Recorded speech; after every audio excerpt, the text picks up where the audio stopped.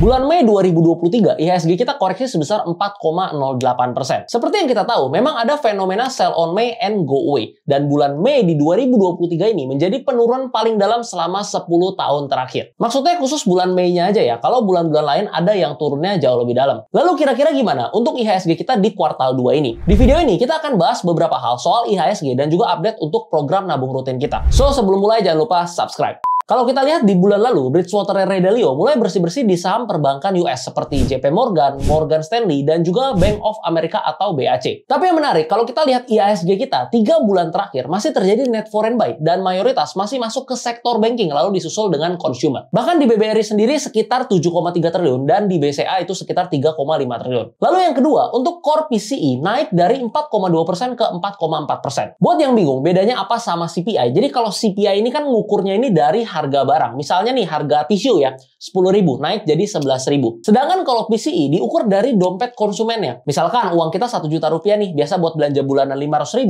nah sekarang jadi 550.000. Tapi di satu sisi hasil news initial jobless claims atau indikator tingkat pengangguran malah terjadi peningkatan dibanding dengan sebelumnya. Walaupun tidak sesuai forecast, namun masih berada di atas yang sebelumnya. Artinya pengangguran yang semakin tinggi mendorong pelemahan US dollar. Untuk penjelasan initial jobless claim, kalian bisa pause dulu dan lihat di sini. Impact-nya ini cukup kuat untuk memprediksi awal keadaan ekonomi dari sisi ketenaga kerjaan. Namun nanti bisa dikonfirmasi lagi setelah keluar data NFP. Jika semakin tinggi angka jobless claims-nya menandakan perlambatan ekonomi, sehingga di satu sisi menurunkan inflasi dan juga pendapatan negara yang akan berkurang. Sebaliknya, semakin rendahnya angka jobless claims menandakan penguatan ekonomi sehingga mendorong yang namanya inflasi. Dan kondisi per 2 Juni 2023 untuk prediksi next FOMC, kalian bisa cek di layar. Prediksi untuk 0 BPS ya, jadi meningkat lagi di angka 71,5%. Jika memang suku bunga ditetapkan 0 BPS atau tidak ada kenaikan, maka ini akan menjadi katalis positif bagi market, khususnya high risk aset seperti tech stock dan juga cryptocurrency. Namun untuk tech stock ini tetap harus lihat flow-nya lagi ya, dan cari winner-nya. Gue ambil contoh ya, misal di US. Tech stock naik nggak year to date? Naik. Even banyak yang beggar, seperti Nvidia misalnya, naik sekitar 170%. Tapi coba kalian cek Bumble. Year to date-nya malah turun sekitar 20%. Jadi walaupun tech stock-nya mulai bergairah, tetap harus cermat untuk pilih industri yang tepat. Jangan sampai semua tech dihajar beli, apalagi tanpa tesis yang jelas. Lanjut, kalian sering nanya soal EV. Ini perspektif gue pribadi ya, masih too early. Memang nantinya pasti akan menarik, tapi kalau untuk sekarang di Indonesia menurut gue masih belum menarik. Lalu lanjut untuk komoditi, kalau untuk emas dari perspektif gue masih bullish. Karena nanti setelah hasil kongres debt ceiling ditambah juga next FOMC, kalau memang terjadi pelemahan dan DXY lanjut koreksi, menurut gue emas ini masih punya upside yang cukup jauh hingga 2025. Namun kalau kita berbicara sahamnya, ya nggak bisa cuman pakai patokan untuk harga emasnya sendiri. Karena masih banyak faktor lainnya yang perlu kita pertimbangkan dan kita analisa. Lalu untuk batubara gimana? Untuk company batubaranya ya akan tetap berjalan dan tetap beroperasi seperti biasa. Seperti yang kita tahu juga, perusahaan-perusahaan batubara di Indonesia itu gede-gede banget, sehat, dan juga dividennya pada jumbo. Tapi kita perlu ingat, harga acuan batubara turun terus nih, dan ini merupakan hal yang sangat wajar. Kalau tahun lalu bisa rally, karena apa? Ya memang ada yang namanya super cycle commodity. Ditambah lagi juga ada perang antara Rusia-Ukraina dan juga konflik antara China dan Australia. Kalau untuk sekarang, harapin harga batubara naik kayak tahun lalu, ya bakalan susah banget. Nanti gue bakal bahas juga di program nabung rutin soal Adaro yang udah keluar dari porto nabung rutin ini. Lanjut, properti gimana? Satu yang menarik menurut gue yaitu laporan keuangannya udah pada membaik. Yang perlu kita tahu, market cycle secara historical setelah Komo biasanya mulai jalan yaitu properti. Nanti disusul juga dengan semen dan juga konstruksi. Nah, untuk sektor properti ini, lapkunya memang ada lagging. Kenapa? Karena ada yang namanya proses pembangunan yang bukan cuma selesai dalam waktu 1-2 minggu. Habis itu sampai serah terima dan lain-lain baru bisa dicatat sebagai pendapatan. Jadi wajar kalau terjadi lagging. Lalu soal hutang, kalau memang untuk pembangunan ya bisa dikatakan utang produktif, asal bukan buat gali lubang tutup lubang. So sektor properti ini menurut gua mulai layak untuk kita pantau. Jadi untuk IHSG kita menurut gua masih ada upside yang oke sampai akhir tahun, dan di kuartal 3 ini semoga banyak sentimen positif ya, seperti suku bunga yang mulai mereda, inflow ke market kita lanjut terus, dan juga pertumbuhan ekonomi. Oke, kita akan sekalian update untuk program nabung rutin. Jadi buat yang belum tahu, gua nabung rutin di aplikasi Ajaib. Kalau kalian mau mulai investasi, cobain deh pakai Ajaib karena nggak ada minimum deposit. Kalian bisa mulai investasi berapa aja. Di Ajaib kalian bisa invest saham dan juga reksadana dalam satu aplikasi. Dan kalian sebagai pengguna baru yang daftar pakai kode Ajaib gua DN632 bakal dapetin hadiah saham 1 lot, lumayan banget. Jadi jangan lupa daftar, linknya udah gue taruh di deskripsi. Oh ya, buat kalian yang udah buat akun ajaib, nanti kalian juga bisa isi G-Form yang ada di deskripsi. Nanti tim gue bakal invite kalian ke grup eksklusif di mana kalian bisa belajar gratis, diskusi dengan para expert, dan tentunya juga bakal dapetin trading plan serta investing plan. Tenang aja, grupnya gratis, nggak perlu bayar, tapi khusus pengguna ajaib, so jangan lupa isi G-Form yang ada di deskripsi. Ini adalah kondisi porto nabung rutin yang cukup kebakaran bulan ini. Untuk lebih jelas ya, kalian juga bisa cek di layar. Jadi gue ada buatin Excel-nya juga biar lebih jelas dan lebih lengkap. Nah, kalau kalian lihat di sana, itu Adaro awalnya udah kena trailing stop dan masih profit sekitar 1%-an kalau nggak salah, di 2980. Terus di tanggal 19 Mei, Adaro itu ada di harga 2450, sedangkan kumdet dividennya di tanggal 22 Mei. Nah, waktu itu menurut gue bakal price in nih, karena udah turun dalam sebelum kumdetnya. Mungkin abis kumdet menurut gue bakal turun 4-5%, abis itu bakal bisa rebound. Jadi pas tanggal 19 Mei, gue coba buyback untuk Adaronya. Dan ternyata hasilnya apa? Langsung ARB. Jadi pas tanggal 24-nya ada kesempatan, gue langsung buang Adaro. Sebenarnya kalau misalnya dihitung-hitung nggak rugi sih, karena kan cut-loss-nya sekitar 8% kan, ya sekitar 760.000. Sedangkan dividen yang gue dapat yaitu berarti 40